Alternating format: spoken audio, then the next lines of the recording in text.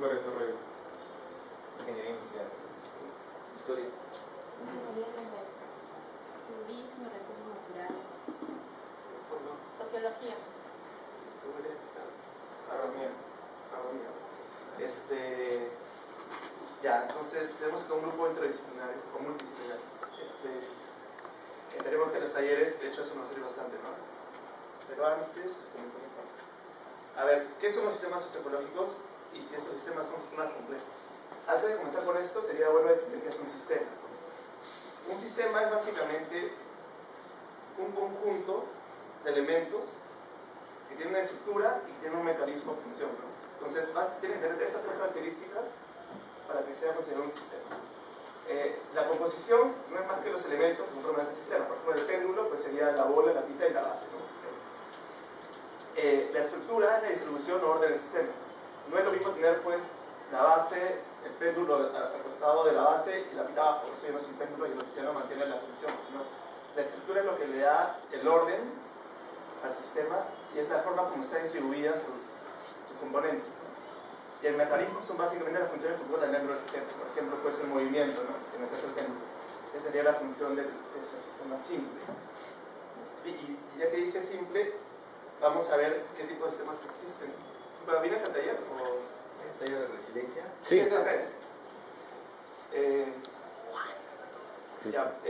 Hay dos tipos de sistemas, básicamente, ¿no? Según John Eros, que es la bibliografía en la que me estoy basando yo, son los sistemas simples y los sistemas complejos. Los sistemas simples son sistemas predecibles, ¿no? Y son típicos de la ciencia clásica, típicos de las leyes de Newton, por ejemplo, ¿no? En el cual se dice pues, ¿no? que la gravedad es 9.8 metros por segundo cuadrado, y esa es una norma que se cumple siempre, no importa en qué circunstancia la Tierra, ¿no? Entonces es altamente predecible. Sin embargo, la mayoría de sistemas en la naturaleza no tienen este comportamiento, ¿no? Sino la mayoría de sistemas en la naturaleza son sistemas complejos. Los sistemas complejos son sistemas que no son predecibles, y básicamente por dos cuestiones, ¿no? Por dos propiedades que tienen. Una es porque tienen una característica que se llama la emergencia, luego vamos a hablar de esto, y la otra característica que tienen es independencia entre los componentes, ¿no? Bueno, puse una foto de un partido de fútbol, porque quieran o no, un partido de fútbol es un sistema complejo, ¿no? Uno nunca sabe cómo terminar el partido antes de que comience, ¿no? O sea, es un sistema no predecible y que tiene componentes que se relacionan entre ellos, ¿no? Los jugadores, etc. Ahora hablemos de la emergencia. La emergencia es una propiedad del sistema que aparece solamente cuando hay relación entre los componentes, y es una propiedad que no tienen los componentes por sí mismos, ¿no? Por ejemplo, acá se está hablando del agua, ¿no? El agua es un elemento líquido, ¿no? Que está formado por hidrógenos y oxígenos. Sin embargo, el hidrógeno y el oxígeno en ambientes naturales, en ambientes normales, digamos, ¿no? A 25 grados, ¿no? En la Tierra son gases, ¿no? Pero sin embargo, cuando se juntan, forman un líquido. Entonces, la capacidad del agua para ser líquido es una capacidad que se adquiere solamente cuando están los dos elementos en correlación, ¿no? Y esto trae un tema importante, porque usualmente se cree que la suma de los elementos, o sea, que un sistema es solamente la suma de sus elementos, ¿no? Pero eso no es del todo cierto, porque hay propiedades que emergen de la propia relación. Entonces, muchas veces en sistemas complejos, que son los sistemas naturales, ¿no? La no linealidad es un concepto claro. La no linealidad quiere decir, pues, o sea, usualmente, yo tengo dos variables, ¿no? La relación de estas dos variables va a ser lineal, ¿no? Eso es una linealidad. No linealidad también pues serían casos como estos, ¿no? No sé, una logística o digamos otros elementos cualquiera, ¿no? Relacionados. O sea, puede ser caos, ¿no? Que es algo así. Y Dios sabe qué pasa, ¿no? Entonces, esto es lo que se enseña muchas veces en física clásica, en ciencia clásica. Esto es muchas veces lo que se enseña en la naturaleza, ¿no?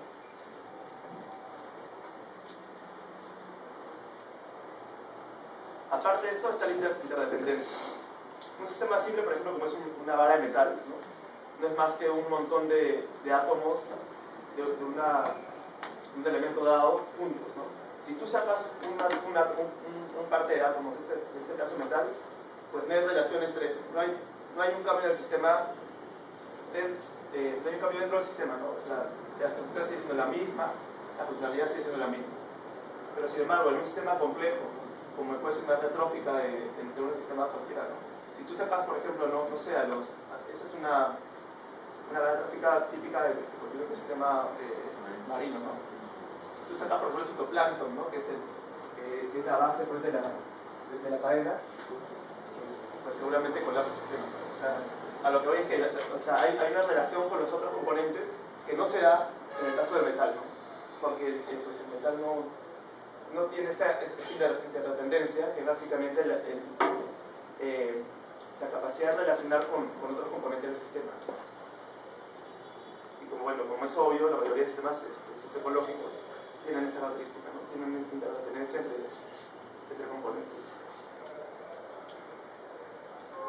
Los sistemas complejos también son sistemas autoorganizados. El hecho de que sean sistemas autoorganizados tienen tres características, ¿no? Una de ellas es que la complejidad de la organización tiende a aumentar conforme pasa el tiempo. Disculpen que pare, pero si tienen una pregunta, duda o no se entendió algo, comprenden que está mal lo que estoy diciendo, pueden levantar la mano y decir algo. Por ejemplo, en el slide anterior, como salía que era un estímulo,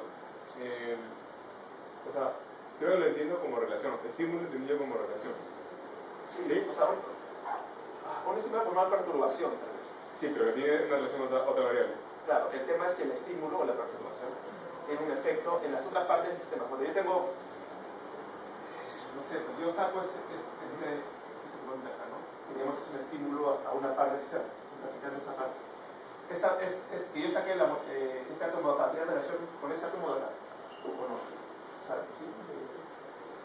En sistemas simples no. O sea, no hay una relación entre moléculas. O sea, la estructura se mantiene. Claro, en sistemas complejos. En sistemas complejos sí. ¿No? Si yo saco, yo tengo un estímulo sobre esta parte acá, ¿no? De preo, los fitoplancton, no sé, de alguna forma, ¿no? Tiene efectos sobre la otra parte de la patología. Sí. Básicamente ese es el tipo de característica. Seguimos con eso. La evolución es un concepto clave para poder explicar esto de acá, ¿no? Pensemos, si quieren nos vamos más atrás, pensemos en el Big Bang, ¿no? O antes del Big Bang, donde todo en teoría era orden, ¿no? Y cómo a partir del Big Bang hasta ahora, más bien la complejidad en sistemas, en diferentes sistemas, en el universo, digamos, ha tendido a hacerse aún más complejo, ¿no? Pasamos a hacer una célula nomás como una medida o lo que sea, para poder ser animales, comenzando desde el agua, ¿no? Esponjas, luego pasamos ya a ser vertebrados y poco a poco la complejidad se ha ido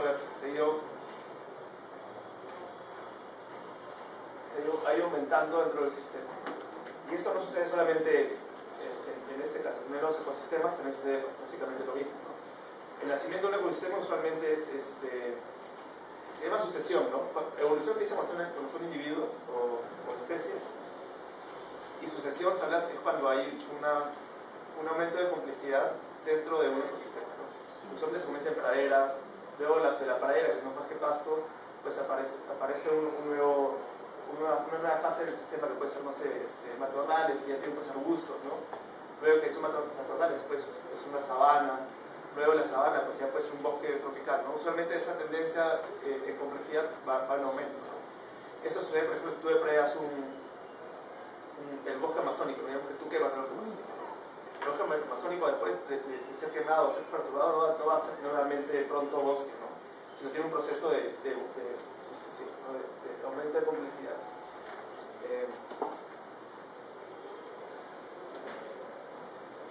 Los sistemas autoorganizados necesitan una fuente de energía externa, ¿no? En el caso, por ejemplo, de la fotosíntesis de una planta, que pues consideramos un sistema complejo también, la fuente de energía externa es el sol. En general, en realidad, en todos los sistemas de la Tierra, ¿no? La entrada de energía básicamente es la misma, ¿no? La energía solar.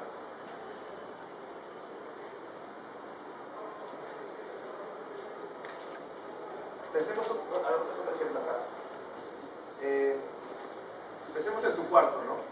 ¿Ustedes considerarían que un cuarto desordenado o un cuarto ordenado, cuál de los dos es más complejo?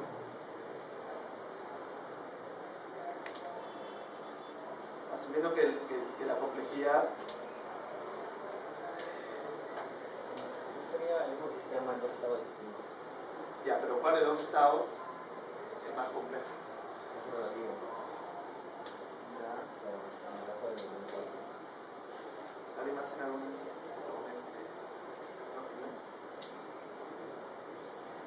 O en todo caso, ¿cuál?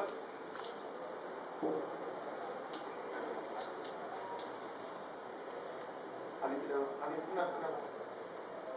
Yo creo que el desordenado. Ya.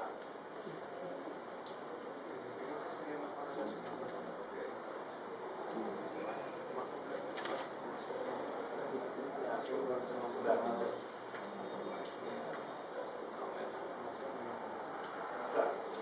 Ya, más o menos por ahí va la respuesta, ¿verdad? Es, si un complejo tiene mayor información, que es decir, forma, estructura, orden, es más complejo. O sea, digamos, el cuarto ordenado es más complejo que un cuarto desordenado. El cuarto desordenado tiene mayor entropía, o sea, mayor cantidad de desorden. Entonces, digamos, y para ordenar el cuarto, ¿qué se necesita? Energía externa, ¿no? O sea, yo tengo que ir yo con mis manos y ordenar todo. Entonces, esa es una entrada de energía en un sistema, ¿no? El hecho de que yo me preocupe y vaya y ordene las cosas, ¿no? Para que todo esté de una manera ordenado de una forma compleja, ¿no? Y bueno,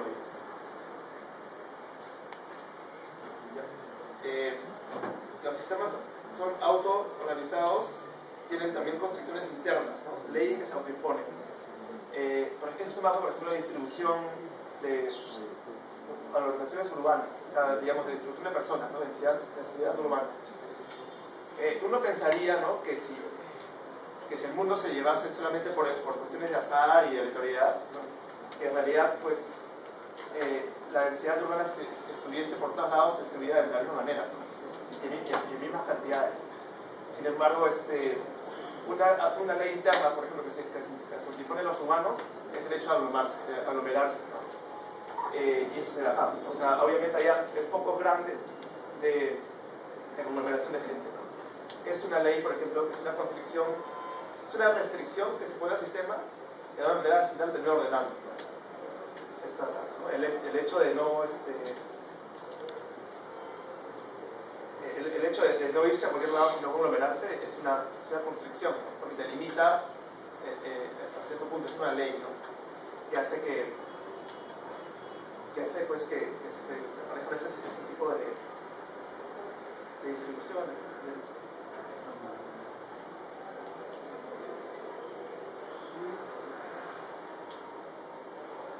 Ahora la pregunta es, luego de todo lo que hemos comenzado, ¿no? Los sistemas sociológicos, ustedes creen que son sistemas simples o sistemas complejos. Todas las características de las que yo he hablado son básicamente características de sistemas complejos. Y yo creo que todas las características de las que he hablado son básicamente replicables en sistemas sociológicos.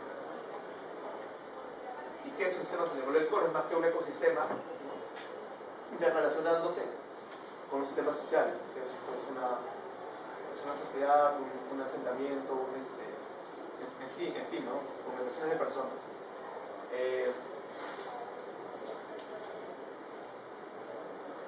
Ahora, es importante recalcar que hasta hace no mucho, ¿no? La interdisciplinaridad o el hecho de trabajar diferentes ciencias, ¿no? O con un mismo objetivo, con un mismo fin, no eran la norma. Y no era la norma porque se pensaba pues, que, no sé, los biólogos, los agrónomos tenían que hacerse cargo de la parte natural, ¿no?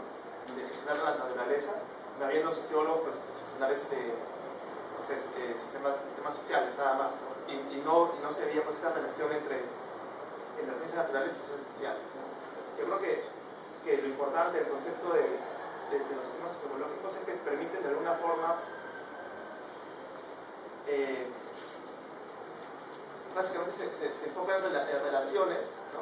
Que también es una fase de la ciencia que muchas veces no se ha tocado, porque muchas veces se estudiaba solamente las cosas, los elementos de los sistemas, pero no muchas veces se estudiaba cómo estos elementos se relacionaban entre sí, ¿no?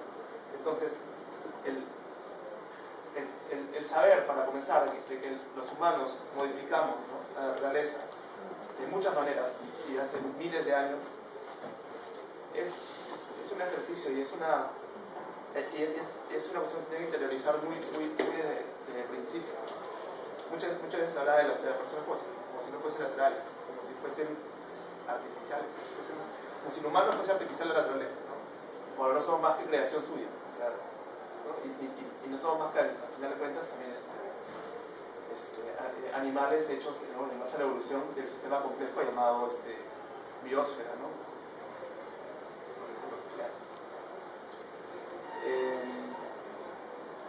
Entonces, ahí hay básicamente dos enfoques, ¿no? El enfoque de las personas dentro de la naturaleza y las personas con la naturaleza. Yo creo que no sé, ¿ustedes cuál creen que está más de acorde con la gestión de los temas sociológicos, ¿no? O cuál creen que sería la mejor forma de gestionar la naturaleza? ¿Estándonos dentro de ellos o estándonos fuera?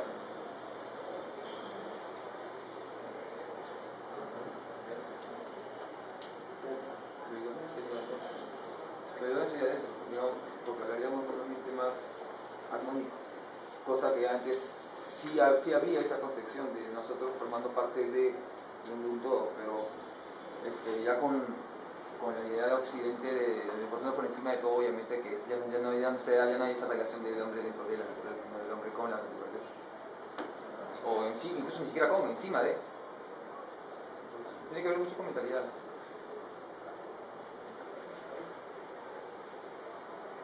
De acuerdo con eso, yo también creo que la mejor forma de gestionar sería incluyéndonos dentro de, pero eso no se hace y es observable en muchos casos que lo que se hace es más bien verlo de una forma más parecida al ser humano, que se tiene que incluirse y tomar decisiones muy apartadas,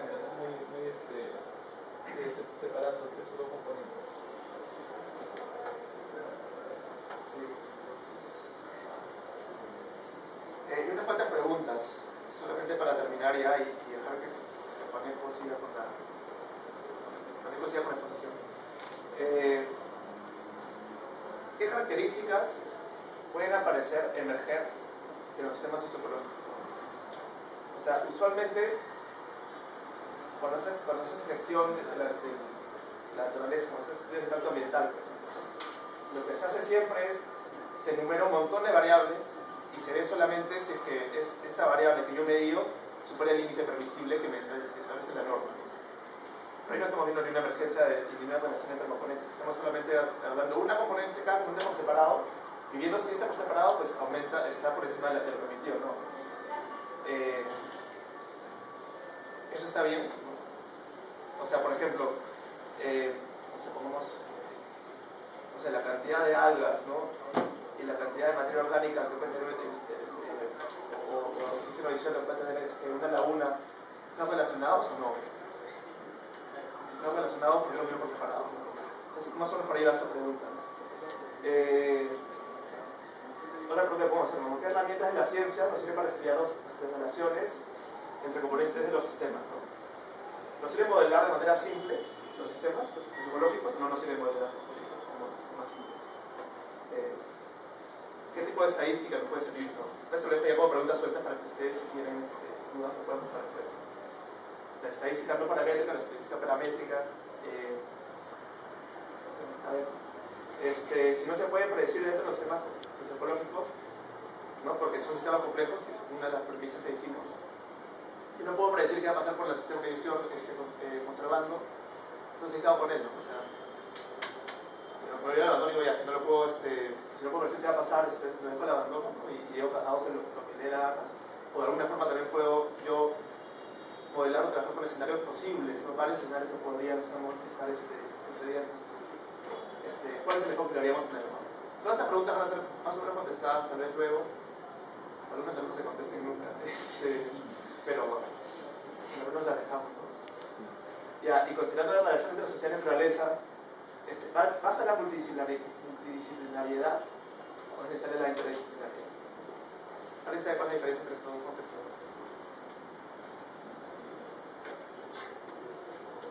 ¿Alguien?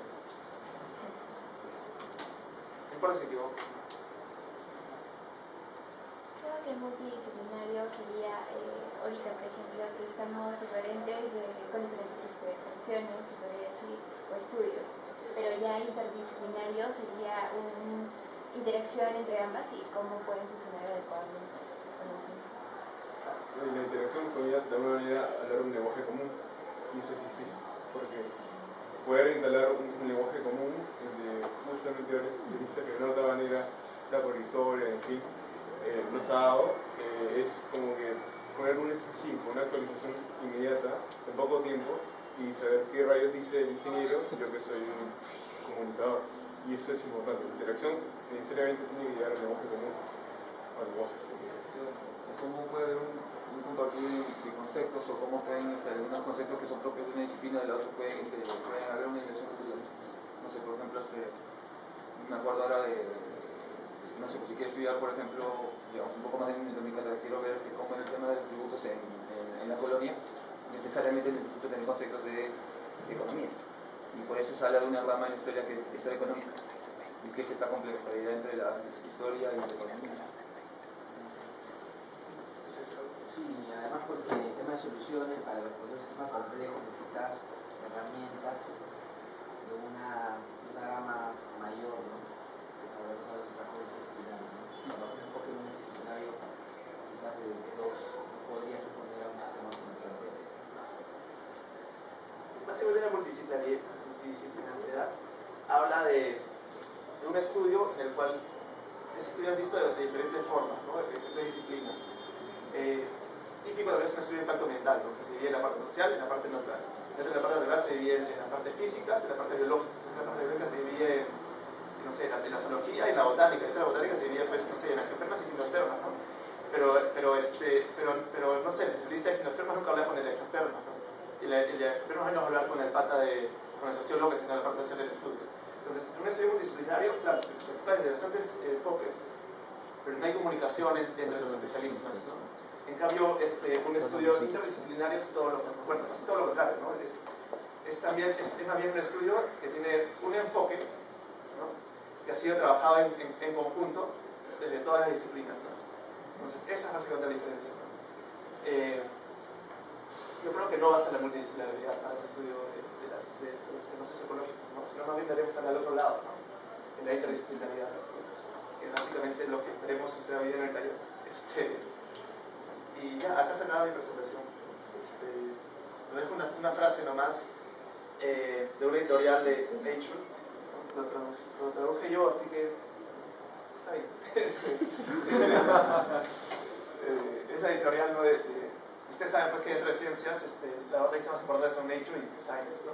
Entonces, lo que dice es esto. La complejidad ecológica, que podría parecer una maraña impenetrable de matices, es también la fuente de muchos de nuestros placeres en la naturaleza. Si los ecosistemas fueran simples rompecabezas, dentro de todo trabajasen de la misma manera, perdería mucho su misterio, su sorpresa y belleza. Bastante trabajo en conservación busca proteger la complejidad y variabilidad que hacen a los ecosistemas tan difíciles de entender y por supuesto también de conservar. Entonces, bueno, con este pequeño charla le doy pase a Fabio.